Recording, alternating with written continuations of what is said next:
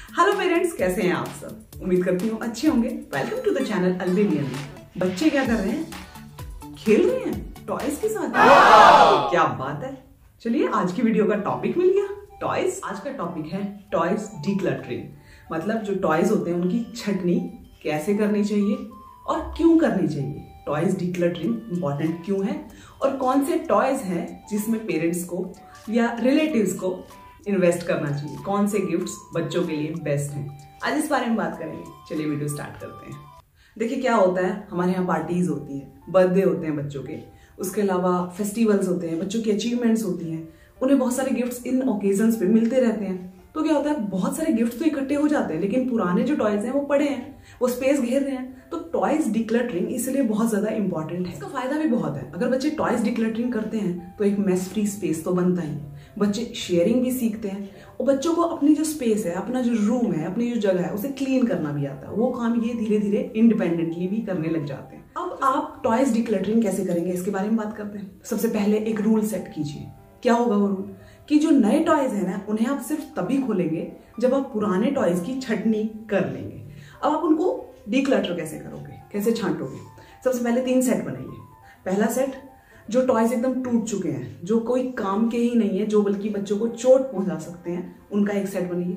Second, जिनसे बच्चे bore हो गए हैं, मतलब खूब खेले हैं, बोर हो चुके हैं, वो पड़े हैं, सामने दिख जाते हैं तो ही खेलते हैं, उनका एक सेट बनाइए। और तीसरे, ऐसे टॉयज जो बच्चों के पास एकदम नए हैं लेकिन उनको कभी इंटरेस्ट ही नहीं आया उन्हें खेलने में। हाँ जी, ऐसे टॉयज होते हैं कि रखे रहते हैं, नए पड़े रहते हैं, बिकॉज बच्चों को कभी इंटरेस्ट ही नहीं आता उनमें खेलने में। उनका भी एक ग्रुप बनाइए।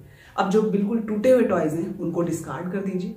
जिनसे वो बोर हो गए हैं और वो अच्छी कंडीशन में है और जिनमें उनको इंटरेस्ट नहीं है, आप प्लीज वो किसी जरूरतमंद को दे दीजिए। और ये काम होगा क्यों? क्योंकि बच्चों को नए टॉयज खोलने हैं, उनको एक्साइटमेंट रहती है कि नए टॉयज क्या हैं, हमें तो वो ओपन करने हैं, हमें उनके साथ खेलना है। तो फटाफट ये काम करेंगे, यहाँ से स्पेस भी बनेगी, बच्चों को शेयरिंग भी आएगी। जब आप किसी और के साथ उसके टॉयज शेयर करोगे तो शेयरिंग भी आएगी, एंड शेयरिंग इज केयरिंग। तो बहुत अच्छी चीज सिखा रहे हैं आप अपने बच्चों को। इसके बाद आप ध्यान देंगे, उनकी एज के अकॉर्डिंग होने चाहिए टॉयज, एज एप्रोप्रिएट टॉयज। देखिए क्या होता है, कई बार बच्चों को टॉयज मिलते हैं लेकिन वो उनकी एज के हिसाब से नहीं होते, उन्हें वो यूज भी नहीं करने आते, तो बच्चे उससे चोट खा लेते हैं। या फिर आप मान लीजिए किसी छोटे बच्चे को आपने क्ले या स्लाइम दे दिया, वो चॉक कर जाएगा, है ना। इसी तरह से आपको नजर रखनी है बच्चों पे जब वो कोई नए टॉय के साथ खेलते हैं। इसके अलावा जो सेल वाले, खासतौर पे जो बटन सेल वाले जो टॉयज होते हैं, जब बच्चे उनसे खेल रहे हो तो नजर रखिए, बिकॉज बच्चे कई बार वो जो सेल, वो बैटरी सेल जो होता है उसको निगल जाते हैं, बहुत सारी मेडिकल इश्यूज हो जाते हैं इस वजह से। सो आपको ध्यान रखना है, उनकी एज के हिसाब से उनको टॉयज देने हैं और उन्हीं के साथ उन्हें खेलने देना है।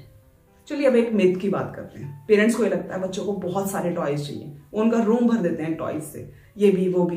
बट एक्चुअल में बच्चों को वो बहुत सारे टॉयज सिर्फ तभी चाहिए जब वो टॉय शॉप में घुसते हैं। अदरवाइज घर की एक एक चीज उनके लिए टॉय है, वो चाहे चम्मच हो, वो टेबल हो, कुछ भी।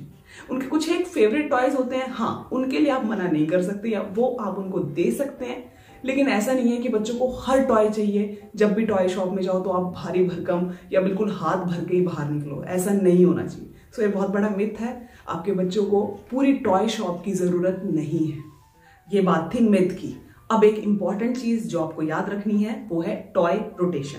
देखिए बच्चों के बहुत सारे फेवरेट टॉयज होते हैं जिनसे वो खेलते हैं, कुछ टाइम बाद उन्हें भूल जाते हैं और फिर उनके साथ खेलते हैं। तो ऐसे टॉयज तो आपको संभाल के रखने हैं, उनको फेंकना मत, उनको डिस्कार्ड मत करना, बिकॉज वो बच्चों के फेवरेट टॉयज है। इसके अलावा जो टॉय रोटेशन में बात कर रही हूँ वो ये है कि बच्चों को उनके टॉयज दीजिए, थोड़े दिन के लिए उनको छुपा दीजिए और फिर वो दोबारा दीजिए, क्योंकि कुछ टॉयज में बच्चों का इंटरेस्ट हमेशा ही होता है और अगर उन्होंने वो मांगा और आपने उस टाइम वो टॉय नहीं दिए तो वो टैंट्रम थ्रो करेंगे। चलिए बढ़ते हैं वीडियो के लास्ट सेगमेंट की तरफ। आपको किन टॉयज में इन्वेस्ट करना है? देखिए बच्चे के हर एज पे अलग शौक होते हैं, अलग टॉय में उनको इंटरेस्ट आता है, आप वो दिला सकते हैं। उसके साथ साथ कुछ क्रिएटिव जो टॉयज होते हैं जिनसे बच्चों की क्रिएटिविटी बढ़ती है, जैसे कलरिंग है, आर्ट एंड क्राफ्ट है, म्यूजिकल टॉयज हैं, इनमें भी आप इन्वेस्ट कर सकते हैं। बच्चे अपने अच्छे अच्छे टॉयज से या फेवरेट टॉयज से तो खेलते ही हैं, आप ये भी देंगे तो बच्चे कुछ नया सीखेंगे।